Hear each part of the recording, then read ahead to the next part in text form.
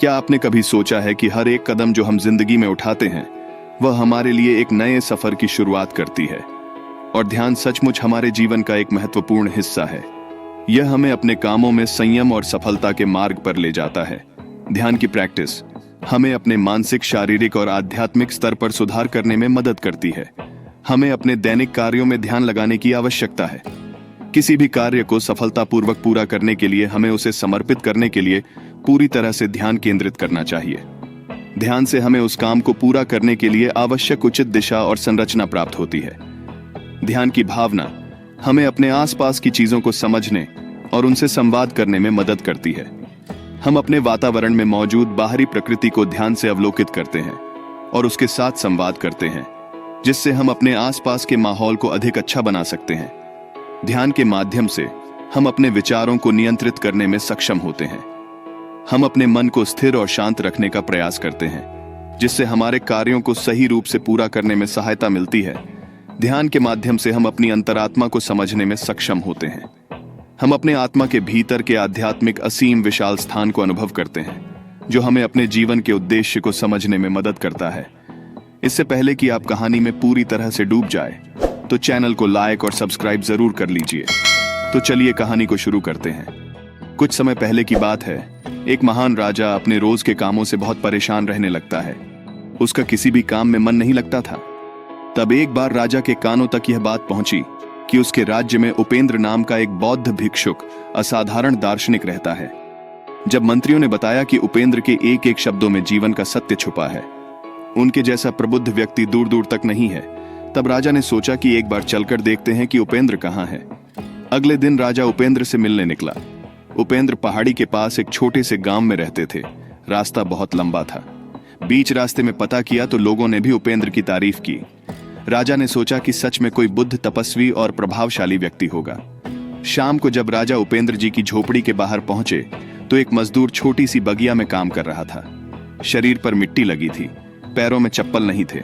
राजा ने पूछा, अरे बागवान महोदय, उपेंद्र जी कहाँ हैं? मैं उनसे मिलना चाहता हूँ। बागवान ने कहा, श्रीमान आप अंदर बैठिए, मैं अभी उपेंद्र को बुलाता हूँ। राजा अंदर बैठकर प्रतीक्षा करने लगा। थोड़ी देर में उपेंद्र ने झोपड़ी में आकर नमस्कार किया। राजा ने हैरान होकर कहा, अरे आप तो वही बागवान वाले हैं जो बाहर थे। उपेंद्र ने कहा, कसूर माफ करें, मैं छोटा सा काम कर रहा था। मैं ही बागवान हूं और मैं ही उपेंद्र हूं। आप आने का कारण बताएं। राजा ने कहा, मैंने सुना है कि आप जैसा असाधारण व्यक्ति राज्य में दूसरा नहीं है, तो मैं आपसे मिलने चला आया। मैं आपसे आत्मज्ञान पर उपदेश चाहता हूं, लेकिन मुझे माफ कीजिए। मैं देख रहा हूं कि आपके पास ना कोई किताब है, ना कोई सिद्धि, ना कोई कला के संकेत दिखते हैं, लेकिन फिर भी आप बहुत शांत दिख रहे हैं। क्या मुझे आप अपना रहस्य बता सकते हैं? उपेंद्र ने कहा, सुबह का समय ठीक रहेगा। कल सूर्योदय होने से पहले आप मुझसे मिलिए। यह कहकर उपेंद्र मौन हो गए। उस रात राजा को नींद नहीं आई। उसे बेचैनी हो रही थी कि उपेंद्र मुझे क्या बताने वाले हैं। जब अगले दिन राजा पहुंचे तो उपेंद्र बगीचे में खड़े थे। उपेंद्र ने कहा, राजा यहां आइए और इस जग से पौधे पर धीरे धीरे पानी डालिए। ऐसा करते करते इन 20 पौधों पर पानी डालना, लेकिन पानी डालते समय तुम कुछ और मत करना, न कुछ और सोचना। अपना पूरा ध्यान पानी और पौधे पर बनाए रखना। अगर कोई आए तो रुक जाना और दोबारा पहले पौधे से पानी डालना। जब तुम सारे पौधों को पानी दे दोगे तब मेरे पास आना। राजा को पहली बार इस तरह का काम मिला था। राजा ने बड़े ध्यान से पहले पौधे में पानी डाला, फिर दूसरे पौधे में पानी डाला, फिर तीसरे पौधे पर जा ही रहा था कि वह महल के बगीचे के बारे में सोचने लगा। राजा बुद्धिमान था। उसे पता था कि उपेंद्र मेरी परीक्षा ले रहे हैं। अगर मैं चीटिंग या नकल करूंगा तो पकड़ा जाऊंगा। इसलिए राजा दोबारा पहले पौधे पर पानी डालने गया। इस बार वह दूसरे पौधे तक पहुंचा ही था कि पानी डालते डालते वह नदी के बारे में सोचने लगा। राजा परेशान होकर दोबारा पहले पौधे के पास पहुंचा। राजा जितनी कोशिश करता उतना व्याकुल हो जाता और खुद को किसी न किसी विचार में फंसा हुआ पाता।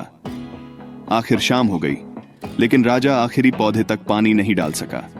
जब राजा थक हार कर बैठ गया, तब उपेंद्र ने कहा, राजा, मैं तुम्हारी ईमानदारी से बहुत खुश हूं।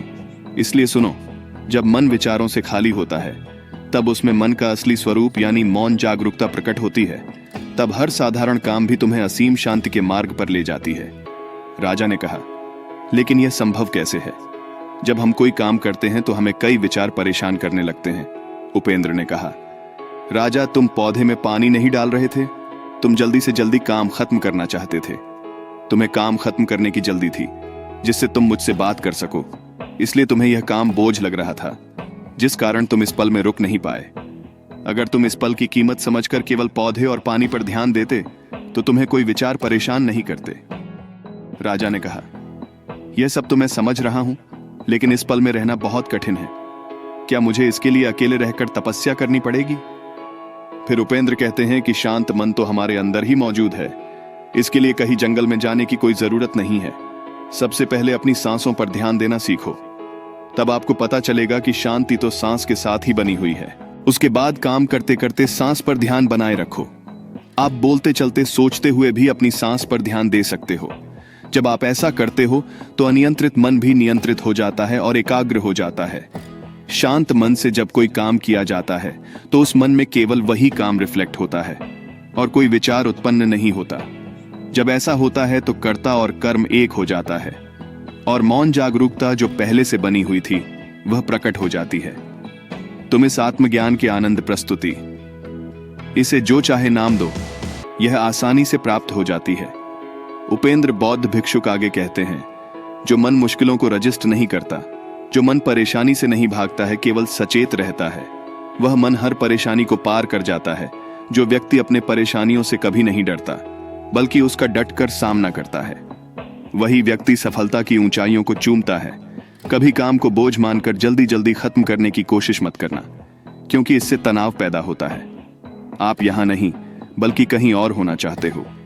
तनाव के कारण मन में विचार हावी होने लगते हैं, जिससे चिढ़ होने लगती है और जो काम वर्तमान का था वह सच में बोझ लगने लगता है।